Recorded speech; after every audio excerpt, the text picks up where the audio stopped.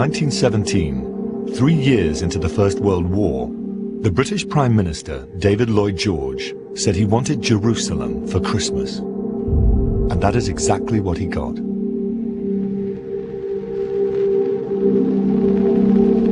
On December the 11th, General Edmund Allenby pushed aside the Turks, allies of the Germans, and marched into the city along this road.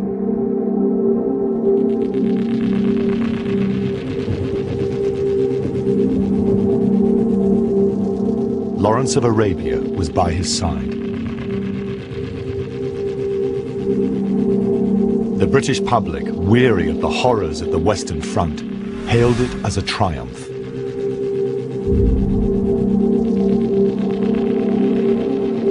For the first time since the Crusaders were thrown out by the Muslim leader Saladin 700 years before, Jerusalem was in Christian hands. Now it seemed that Palestine's population of Muslims, Jews, and Christians could be gently guided to live in harmony by the greatest empire in the world, the benevolent British.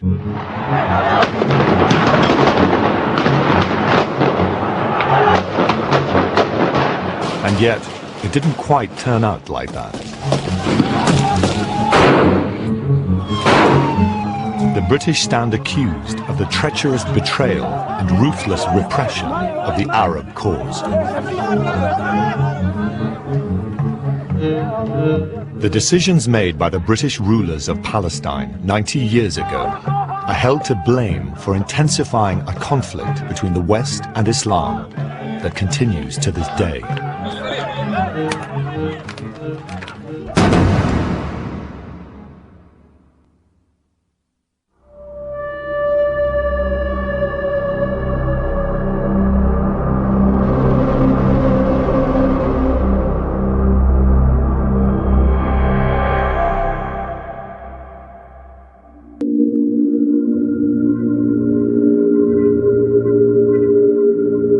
When the British first arrived in Palestine, it was the support of the Arabs that concerned them. In an attempt to set up a second front against the Germans in the First World War, in 1916, the British government sent a young intelligence operative from its Arab bureau in Cairo to act as liaison with the Arabs. His name was T.E. Lawrence. To Lawrence and his superiors, Arab and British interests seemed to coincide. The British needed Arab help against the Turkish and German alliance, and the Arabs wanted the British to join their fight for independence from Turkish rule.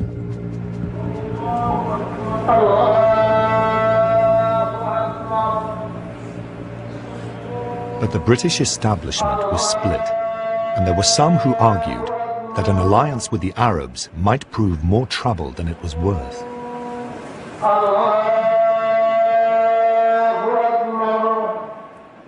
Among the managers of the British Empire in London, there had always been a distrust of Islam. There was a widespread view that Muslims were fanatics, prone to holy war, unwilling to subject themselves to the civilizing British.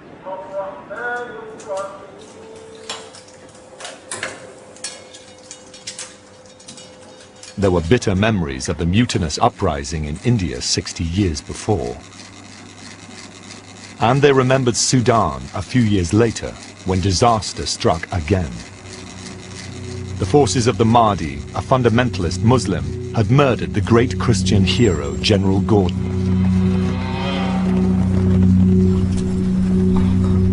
Indeed, the memories of Christian conflict with Islam in the Middle East went back even further. 700 years.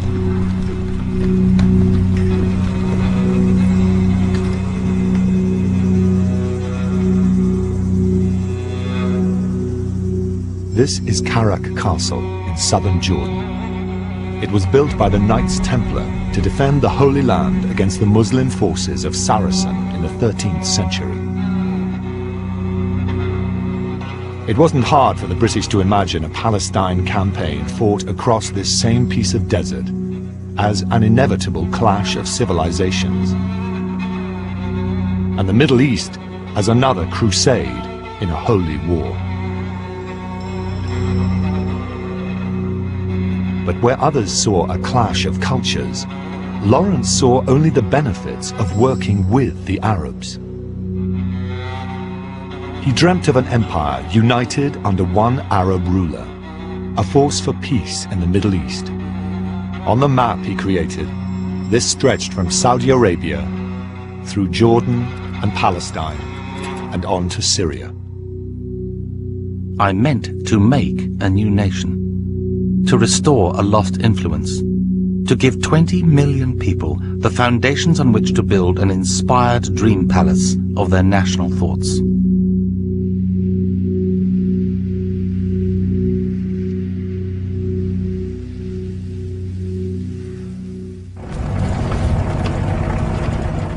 Lawrence's optimism found a ready audience among Arabs seeking to liberate their land from the Turks. This is Fawaz Abu Tayyeh. His grandfather was one of Prince Faisal Hussein's military commanders and fought alongside Lawrence.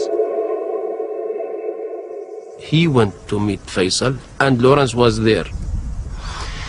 He never met Lawrence before. He met him first time at Prince Faisal's tent. And Faisal introduced Lawrence to my grandfather, Auda, and he said, this is our friend from the British Army. And the chemistry just worked. Lawrence was trusted by my grandfather. He used to admire him, and the Bedou in general, they used to admire him and to trust him.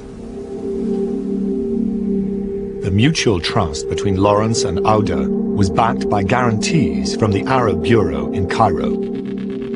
The Egyptian High Commissioner wrote, Great Britain is prepared to recognize and uphold the independence of the Arabs in all the regions lying within the frontiers proposed by the Sharif of Mecca.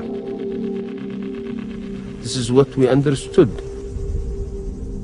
In the name of His Majesty, the King of Great Britain, we promise Arabs to be one unified country under King Hussein, the Grand Sharif of Mecca. People believed in these promises. They believed that the British government will actually help liberate the Arabs, provide them with a national state, that something will come about.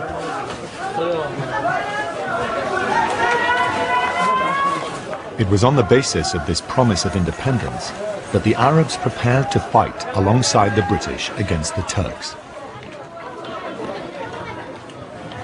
There was a tremendous belief that the British will keep their word. But the British had some other ideas.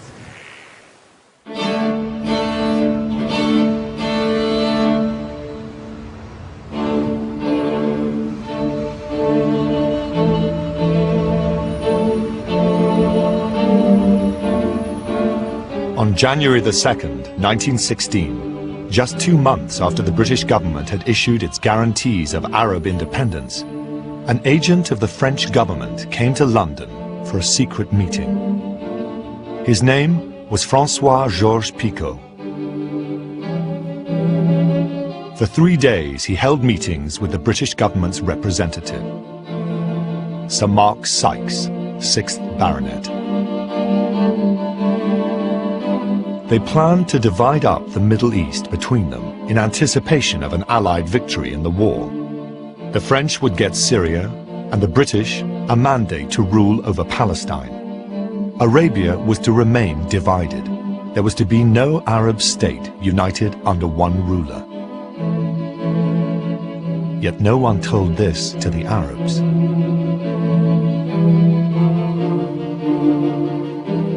Although Lawrence knew that the promise of Arab independence was, in his words, a dead letter, for 2 years he fought through this land with the Arab armies as they continued to lose thousands of men.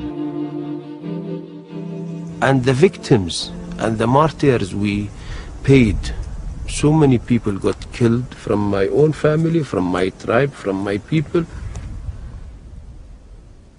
As Lawrence wrote at the time, We are calling them to fight for us on a lie. And I cannot stand it. Lawrence felt ashamed of his own country. It was the imperial statesmen like Winston Churchill who deceived Arabs. He lied to them. It wasn't Lawrence. To the Arabs, Britain had broken an agreement and put imperial interest before honor. The cause of Arab nationalism had been betrayed.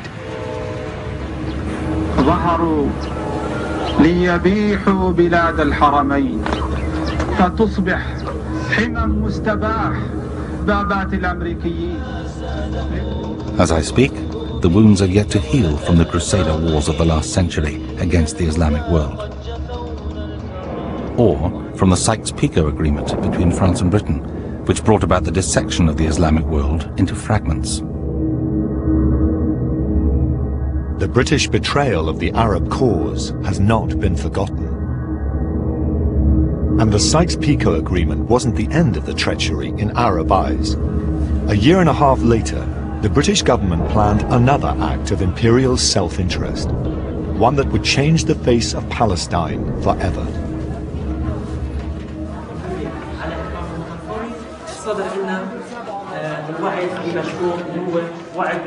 Schools in the West Bank of Palestine, like this one in Ramallah, give children history lessons in British imperialism.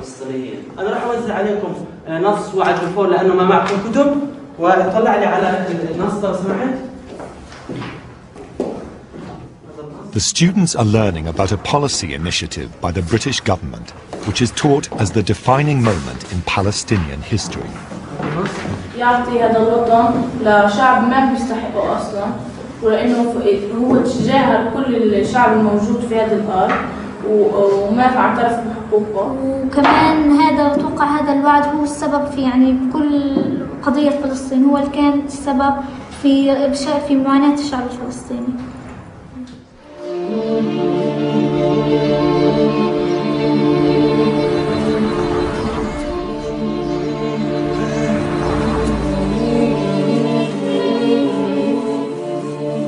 The policy initiative was the work of Lord Arthur Balfour, Britain's Foreign Secretary during the First World War. This is the church on his Scottish estate. Inside, on the wall, an epitaph reads that Balfour enriched the realms of thought and advanced truth, righteousness, and peace in the world. Balfour's most remembered act would lead to the creation of the State of Israel and decades of conflict.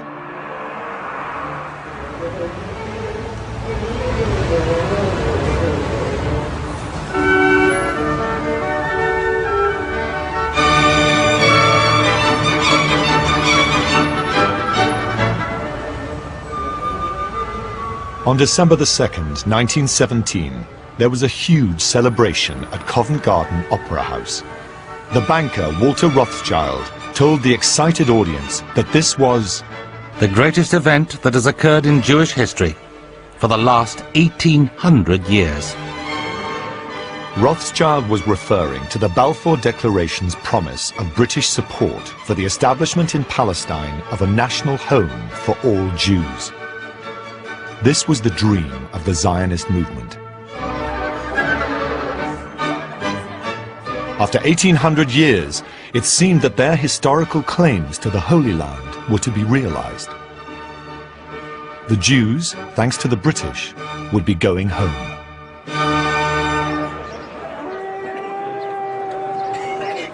The Zionist movement was a European movement. I mean, those people spoke the same language.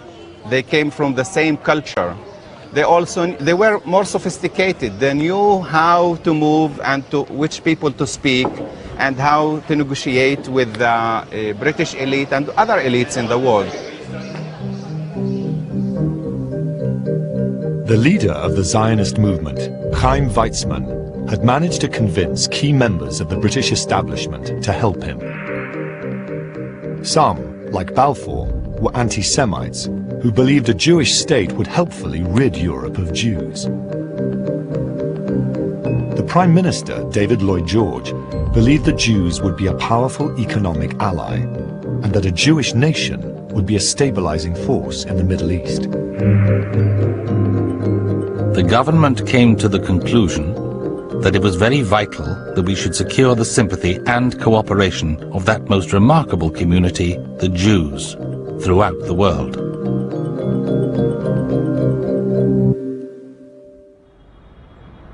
Just 2 months after the Balfour Declaration, the British realized the first part of their pledge to create a Jewish nation.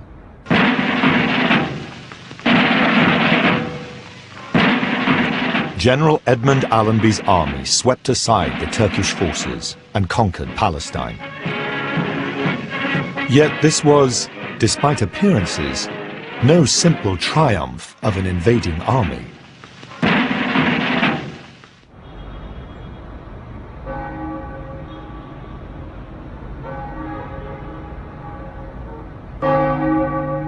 When Allenby marched into the city, it was the summit of military achievement. To capture Jerusalem must have been the fantasy of any general.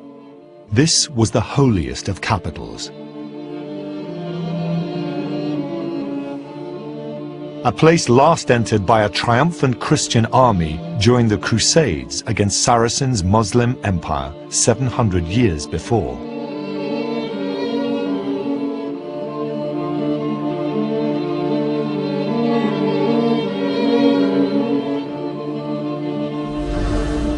The whole event was steeped in symbolism, and as the city was a holy site for 3 religions, it was so sensitive that the ceremonies had to be very carefully choreographed. The British had to do 2 things at once. On the one hand, to boost the morale of their own people, they had to refer to this as a holy war, as a campaign that had religious connotations. On the other hand, you don't want to upset the Muslims. So what they had to do was they had to play kind of a double game.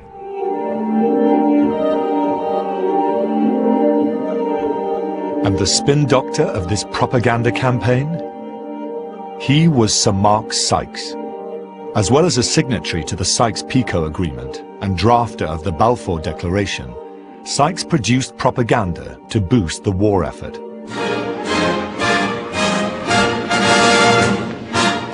This was the film he made to publicize Allenby's crusading victories in Palestine. The British Army liberating the Holy Land. Sykes was a very clever man, and he wanted to orchestrate the event in such a way that would please the different crowds. And he tries to take Allenby's entrance to Jerusalem and just project it to different audiences, to the Muslims, to the Jews, and of course to the British audience back home.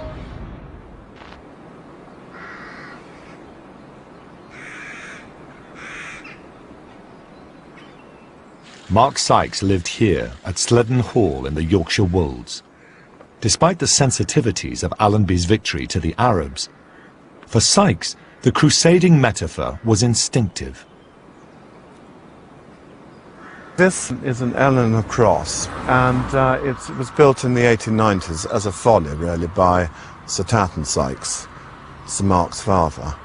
And Mark Sykes filled all the plaques with figures of friends of his who died in the war. Because of his great interest in the Middle East, he had them all dressed as crusaders. And that's why he is depicted as a crusader standing in his armour, with his beautiful sword, and he's standing on the defeated Saracen, with the city of Jerusalem behind, and the scroll above his head, Laetare Jerusalem, Rejoice Jerusalem, looking out as the sort of proud defender of the faith.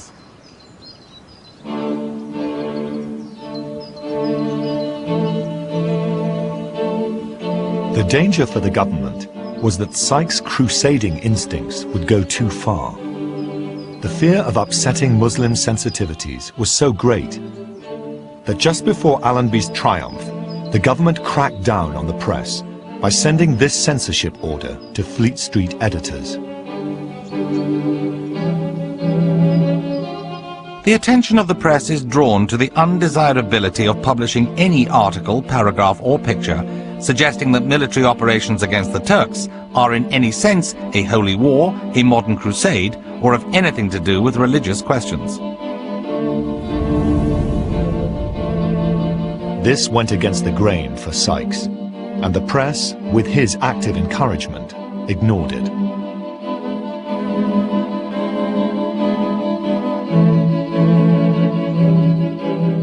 In the British press, the crusading King Richard the Lionheart was seen gazing down at the newly conquered Holy Land. In churches around the country, the bells rang out in celebration.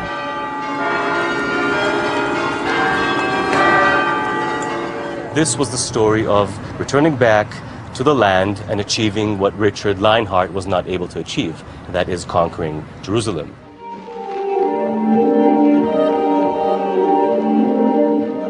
Working on the challenging principle that the British victory should both inspire Christians but not offend Muslims, Sykes tried in Jerusalem to create a very different picture.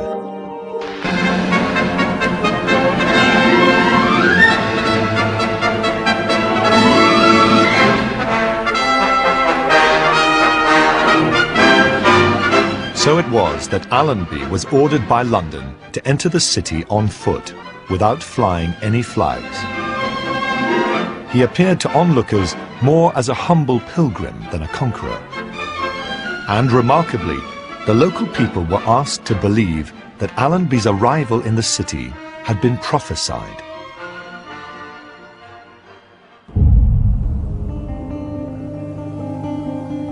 The British propagandists realized that almost miraculously, Allenby's name, when written in Arabic, spelled Al-Nebi, that is, the prophet. And that was how the British presented a Christian general to the Muslim population of the city.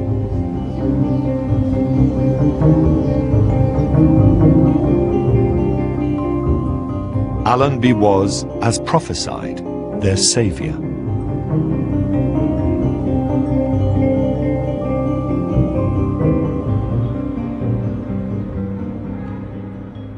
Yet even in Jerusalem, the attempt to downplay Christian symbolism wasn't completely successful. Within hours of arriving, Allenby addressed local dignitaries.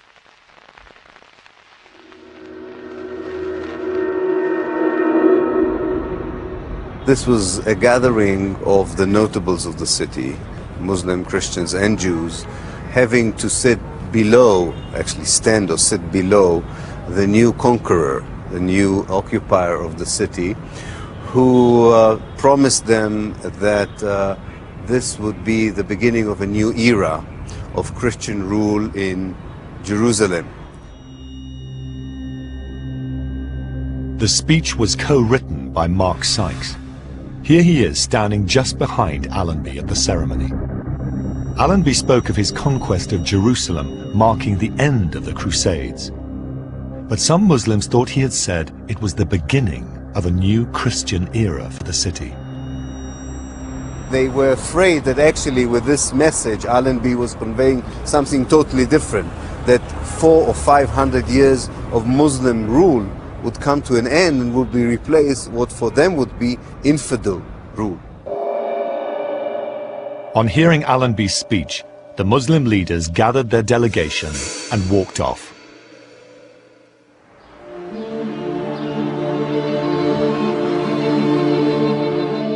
In the end, there was no disguising the victor's religious credentials. By entering Jerusalem, Allenby was making real what so many at home already believed. The Holy Land was part of England.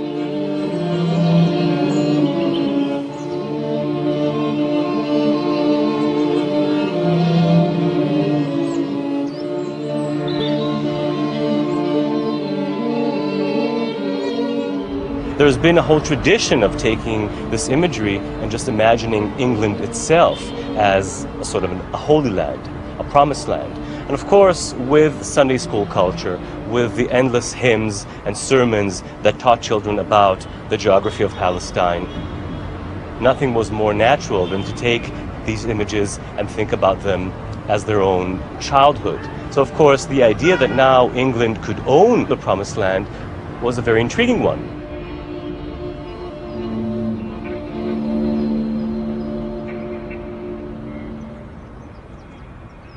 But if the Holy Land was so English, why, quite apart from their political aims, should devout believers like Balfour and Lloyd George hand this holiest of Christian sites to the Jews?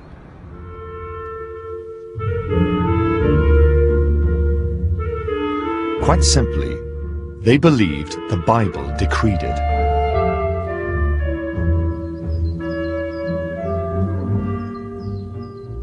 With Jerusalem already secured, Allenby fought the final victorious battle of his Palestine campaign here on the plain of Esdraelon.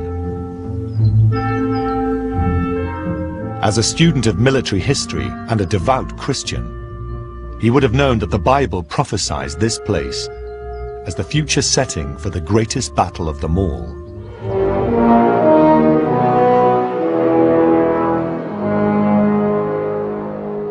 Armageddon. Where does that word Armageddon come from? Today, many visitors to the religious sites of the Holy Land are Christian Zionists, Christians who believe in the biblical prophecy of Christ's reappearance as the Battle of Armageddon is being fought. The Bible says that the Lord will supernaturally return from heaven and that he will fight for Israel. But Christ's reappearance depends on the fulfillment of one essential condition. First, the Jews have to return to their homeland. In early 20th century Britain, Balfour and Lloyd George were part of this same religious tradition. They too had been steeped in Zionism and believed in the biblical prophecy of the Jews' homecoming. Lloyd George spoke candidly about the Balfour Declaration's origins. As you might remember, we've been trained even more in Hebrew history than the history of our own country. On Sunday in our Sunday schools, we were thoroughly versed in the history of the Hebrews. We had all that in our minds, so that the appeal came to sympathetic and educated and, on that question, intelligent hearts. Through Jesus Christ our Lord.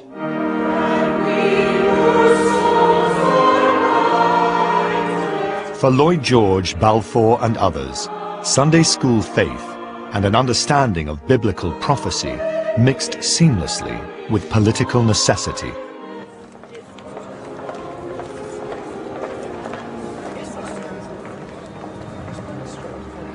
For Lloyd George, the sense of closure, the sense of poetic justice in a way, the idea that the Jews could once again be restored here, this was crucial to the declaration. Of course, there were all these strategic, political, even commercial interests, but the religious question was always there in the background. People like Balfour and others in the government at that time believed, wholeheartedly that this country belongs to the Jews. They thought that the Zionists could help them more in some places than the Arabs.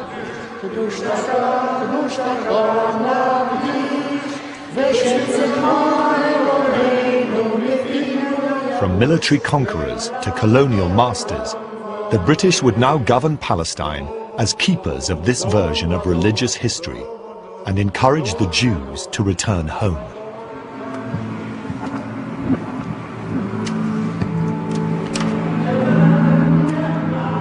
If this meant ignoring the nationalist ambitions of Palestinian Arabs, so be it. In stark contrast to the earlier guarantees of Arab independence brokered by Lawrence, Balfour made the British agenda crystal clear. In Palestine, we do not propose even to go through the form of consulting the wishes of the present inhabitants of the country. Zionism, be it right or wrong, good or bad, is rooted in age-long traditions, in present needs, in future hopes, of far profounder import than the desires and prejudices of 700,000 Arabs, who now inhabit that ancient land.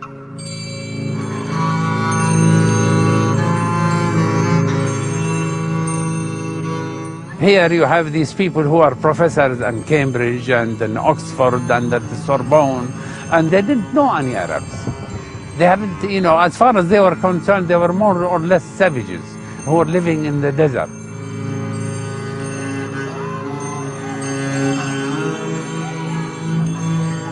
A Jewish state would exist in name only unless there were more Jews and more land for them.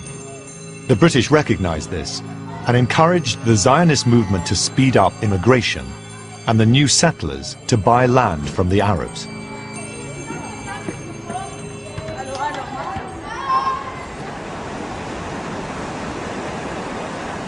During the second decade of British rule, more than 250,000 Jews settled in Palestine. The British pretended, and some believed, that the establishment of a national home for the Jews could happen without hurting the Arabs.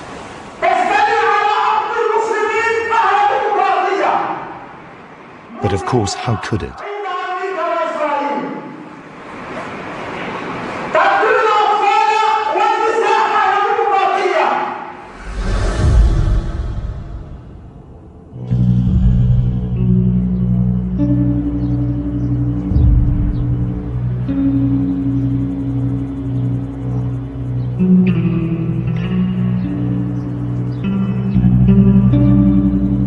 There were many options for the British. They didn't choose the right ones. And maybe it's easier for me to say it in hindsight, but there were options they didn't choose. And these options would have undoubtedly benefited the indigenous population of Palestine and would have disadvantaged the Jewish community. But they haven't taken these decisions. They took decisions that basically benefited the Zionist project and proved to be catastrophic.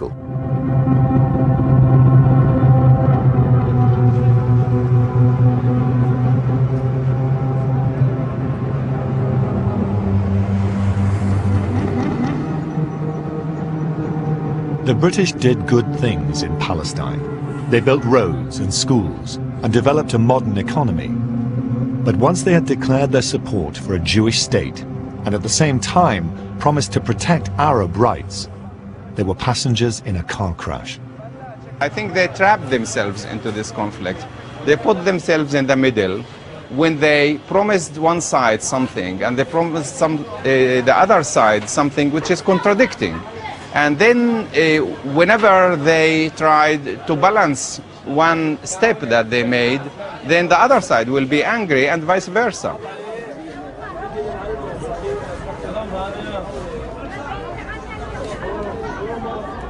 With Arabs outnumbering Jews by 10 to 1 in Palestine, the implementation of the Balfour Declaration would inevitably mean the displacement of many thousands of Arab families. This would create a lasting desire for revenge.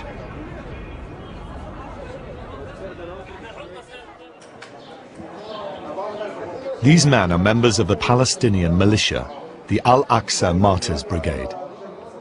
Their leader, Zakaria Zubeidi, heads Israel's most wanted list. وعد بالفور هو وعد الدمار للشعب الفلسطيني. وعد بالفور وعد الإسرائيلية بإقامة الدولة الفلسطينية، بإقامة الدولة الإسرائيلية على أرض لم يمتلك لا ما كانتش ملك للبريطان ولا ملك للأوروبيين.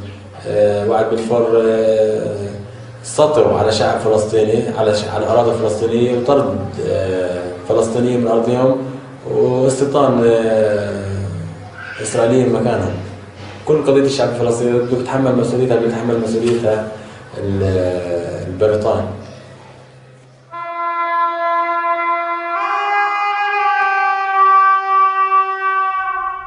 Why are the Palestinians dehumanized? Why have they become the naughty boy of the world? Why are the Palestinians in camps?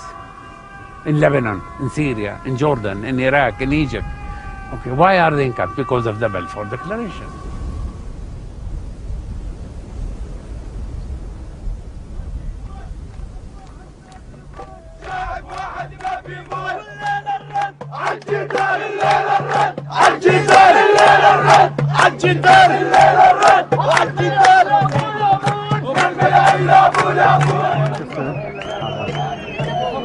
Salim Tamari is director of the Institute for Jerusalem Studies, but he isn't able to travel to Jerusalem from Ramallah in the West Bank because the Israeli government has literally blocked the road.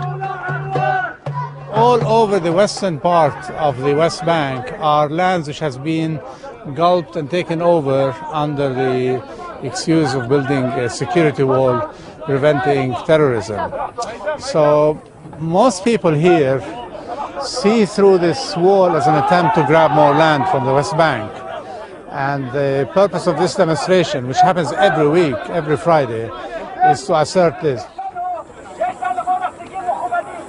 The demonstrators believe that the root cause of this conflict lies in the failure of British policy. It definitely started the Balfour Declaration before the start of the mandate in 1922. And once the British had decided that they should support a separate entity in Palestine, one for the Arabs and one for the Jews, the basis of the territorial conflict began. In those days, of course, the Palestinian Arabs were the vast majority of this country, and most of the supporters of the Zionist project were Europeans coming from abroad. So they actually implanted the seeds of this conflict.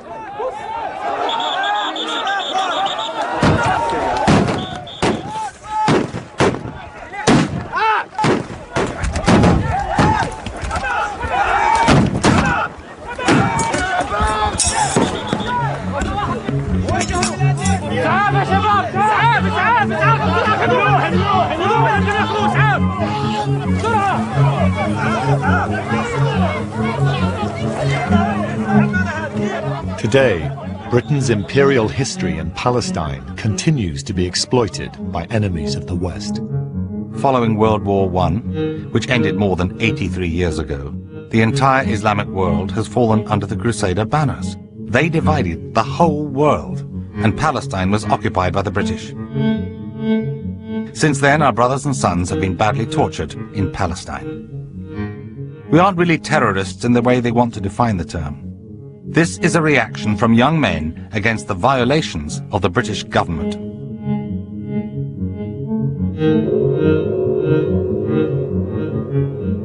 The promised land had, by a stroke of a pen, become twice promised by the British. Once to the Arabs and once to the Jews. But only one promise would be kept. This was to be the modus operandi of the British mandate in Palestine, and it would lead only to trouble.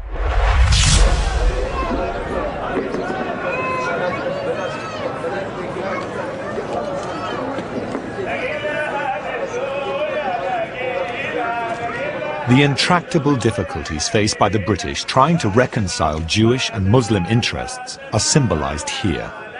The Western or Wailing Wall in Jerusalem.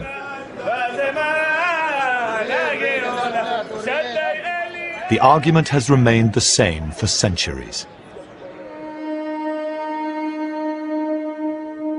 Jews see the wall as part of the destroyed Second Temple, where they have prayed since the Middle Ages. For them, the wall is the most sacred site in the world. Muslims see it as the place where the Prophet Muhammad tied his horse before setting off on his night journey to heaven.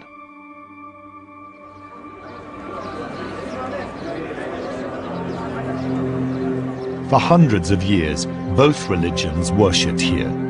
But in 1929, an argument about access to the wall spilled over into violence.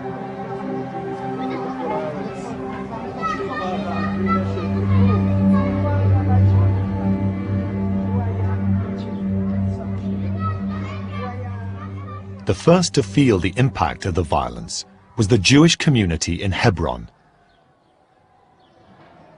Today, the Jews who live here are closely protected by the Israeli Defense Force and cut off from their Arab neighbors.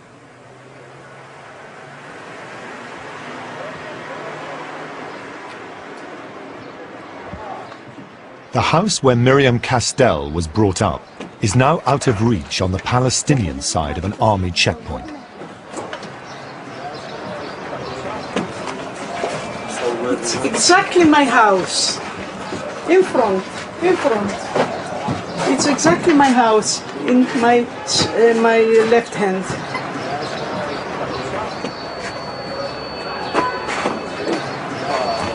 I can't touch it. Can't touch it. Oh, sorry. The community is divided now, but when Miriam was 4 years old, Jews and Arabs lived side by side.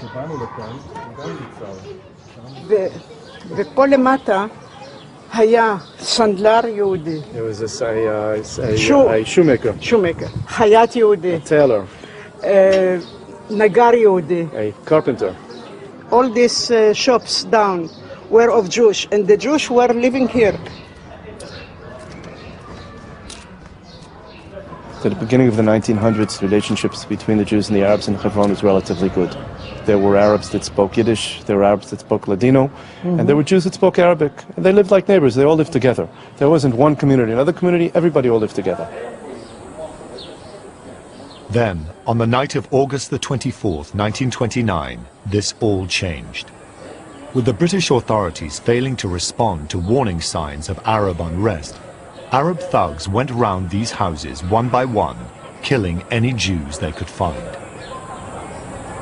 פתאום אבנים התחילו לעוף לתוך המיטה. טוב שלא All of a sudden, rocks started flying through the windows. She said it's a miracle that nobody was hurt. So the mother took her and her baby brother and pushed them under the bed, on the floor, so that they would be hidden and they wouldn't be harmed.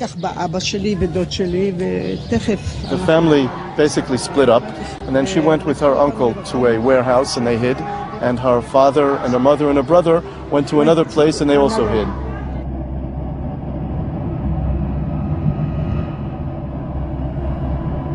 By the end of the night, 67 Jews had been killed. When they were walking in the Jewish quarter, an Arab came in front of them in Harev. The sword. With a sword, a big sword, and my mother said, that's all, we are finished. He was a butcher, so he says, you will not stay here, I will take you in my shop. So he took us and hid us inside the shop. Inside the shop were the meats, איפה שהפגרים היו תלויים שם. Where all of the meat was all hanging. So he saved you. He saved me, yes. Miriam survived, but like the other Jews of Hebron, she blames the British. It's very, very clear that the British had an agenda. And we know that they cultivated relationships with the Arabs. We know that they closed their eyes and ignored, not only in the 1920s, but later in the 1940s, the same thing happened again and again, where Jews were attacked and the British closed their eyes. And, and unfortunately, they had a tremendous amount of responsibility as then the sovereign power here that was supposed to, of course, take care of law and order.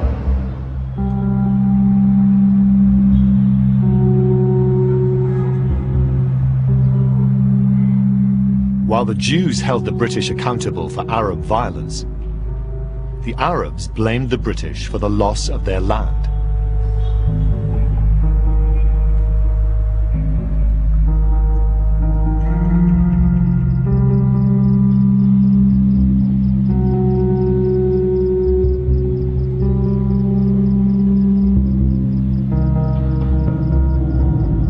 Increasingly, sporadic incidents of violence were replaced by organized resistance to British rule. As in recent years, the political struggle over land had taken on a new and deadly religious dimension.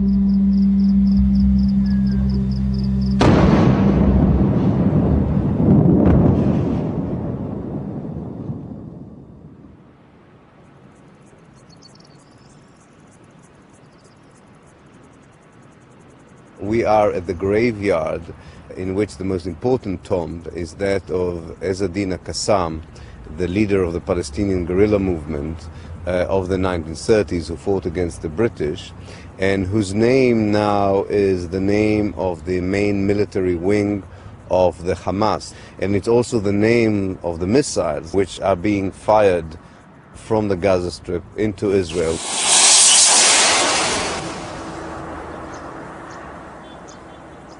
This was where he used to preach what we will call today probably political Islam or Islamic fundamentalism.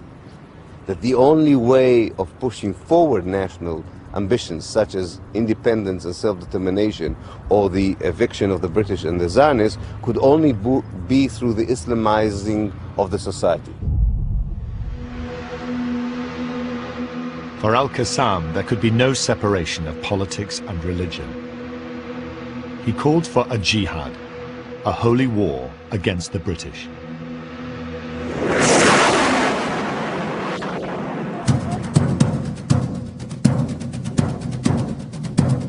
As Arab insurrection against their rule escalated through the 1930s, the British were forced to call in experts in counter-terrorism.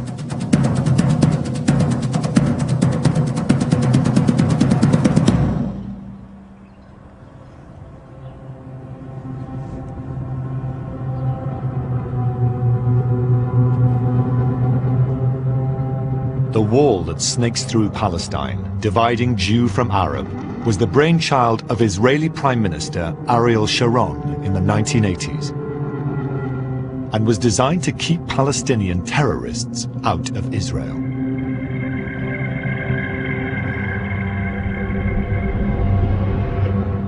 But the Israelis were not the first to build a defensive wall. In 1936, the British sent their greatest anti-terrorist expert to Palestine. Sir Charles Teggart, known as the strong man of Bengal because of his ruthless suppression of Indian nationalism, had the idea of erecting an anti-terrorist barrier along the borders of Palestine. These are Teggart's own drawings, showing exact details of the fence's construction.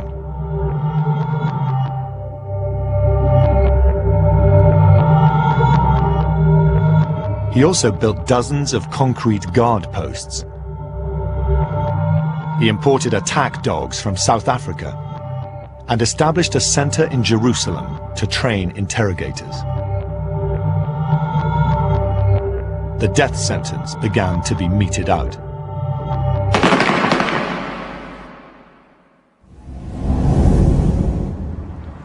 Then, Teggart was joined by another of the British Empire's hard men, Orde Wingate. Wingate was another committed Christian Zionist. From his arrival in 1936, he saw his part in the creation of a Jewish state in Palestine as being a religious duty and the literal fulfillment of Christian prophecy. A British officer impassioned by the Zionist cause, Captain Orde Wingate, offers to teach the Jewish settlers how to organize themselves for fighting. He teaches them one strategy: to defend yourself, resist, to survive, attack.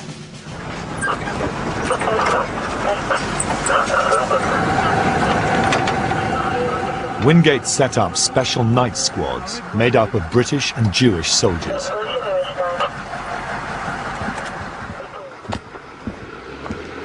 Every night, groups of 8 to 20 men would patrol and set ambushes near Arab villages.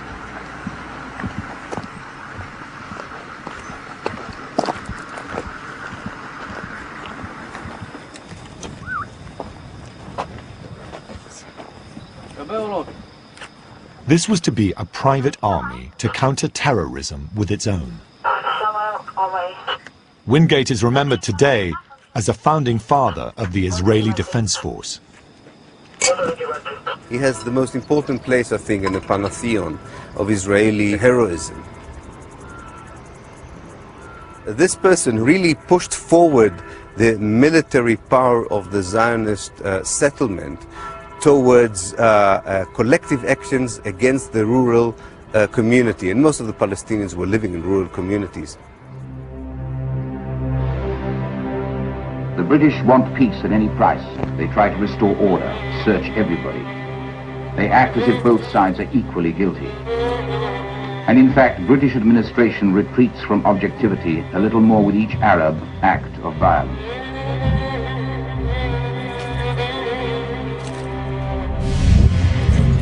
For some politicians, the escalation of violence came as no surprise. As Winston Churchill asked, can it be expected that the Arabs would stand by impassively and watch the building up with Jewish capital and resources of a Jewish army equipped with the most deadly weapons of war until it was strong enough not to be afraid of them? ضربنا 6 أشهر واحنا هناك مشان يمنعوا البيع الأرض ومشان والأرض والهجرة يمنعوها. ما استجابوش إن أبدا قط من الإنجليز. إحنا صرنا ضد الإنجليز بعد خرجنا عن العصيان المدني إلى جماعة مقاتلين. فهمتي؟ Bashir Ibrahim is 100 years old now. In 1936, he joined the Arab revolt against the British. نروح ناخذ هذول المواصير ونروح بالليل، فهمتي؟ من الطرق هاي اللي بنوك الجيش نيجي نكحف من هون ومن هون ونحطهم، فهمتي؟ وني يبقى. كان معكم سلاح ولا بس ألغام؟ سلاح كيف بس ألغام؟ يبقوا من هون 10 مسلحين من 10 مسلحين، مشان لما السيارة اللي ينجى واحد أو السيارة تكل بيظل يرشوهم.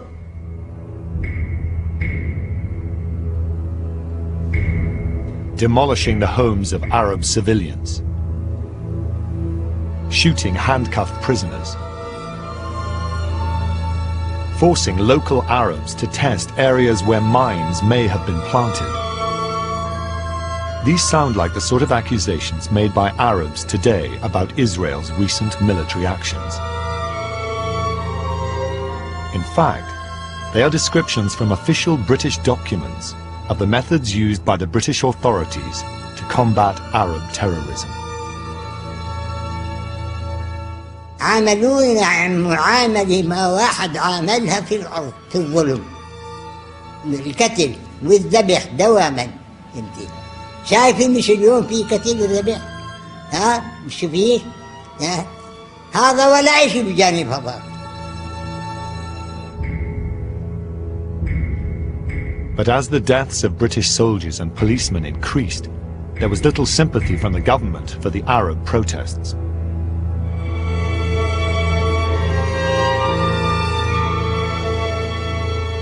As Lord Dufferin remarked from the Colonial Office, British lives are being lost, and I don't think that we, from the security of Whitehall, can protest squeamishly about measures taken by the men in the front line.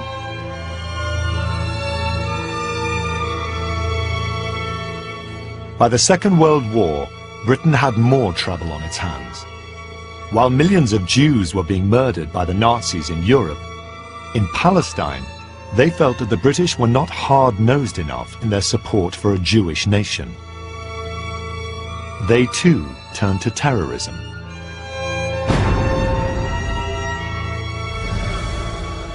As the spiral of violence continued, the British ended up fighting two enemies. The British public, their politicians, and now even the army had had enough. The chief of the Imperial General Staff, Sir Henry Wilson, summed up their exasperation. The problem of Palestine is exactly the same as the problem of Ireland, namely, two peoples living in a small country, hating each other like hell. For Wilson, there was only one way out: A turning point in history for the people of Palestine, the Promised Land. The last British troops are leaving. He demanded that the British abandon Palestine. And in 1948, they did. The Union flag is hauled down and the doors are closed for good on the British mandate.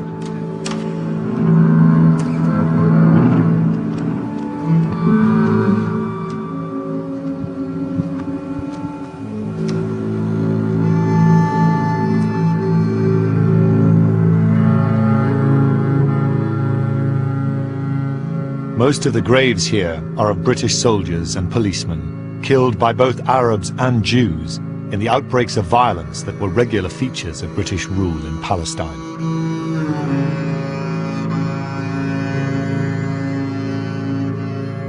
When Allenby marched into Jerusalem in 1917, the British believed they were the heaven-sent guardians of the Holy Land.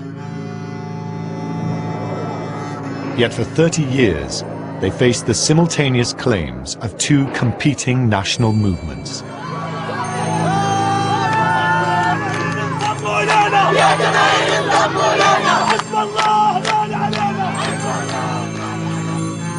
It was in the disastrous attempt to broker this clash between Arabs and Jews that the bloody modern history of Palestine was born.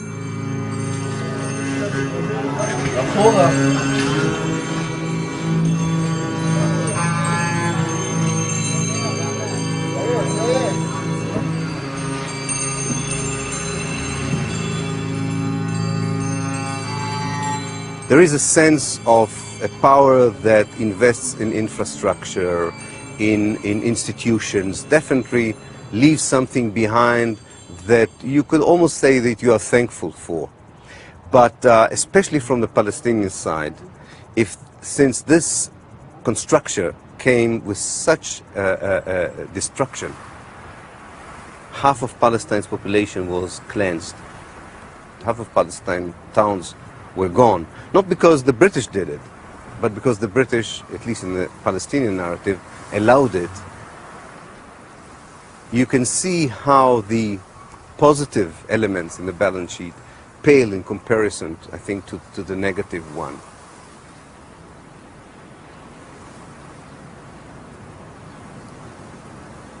Today, the negative memories of Britain's mandate in Palestine continue to be exploited for political ends. Bin Laden and others portray the Arab revolt against the British as part of a centuries-old struggle between Islam and Christianity.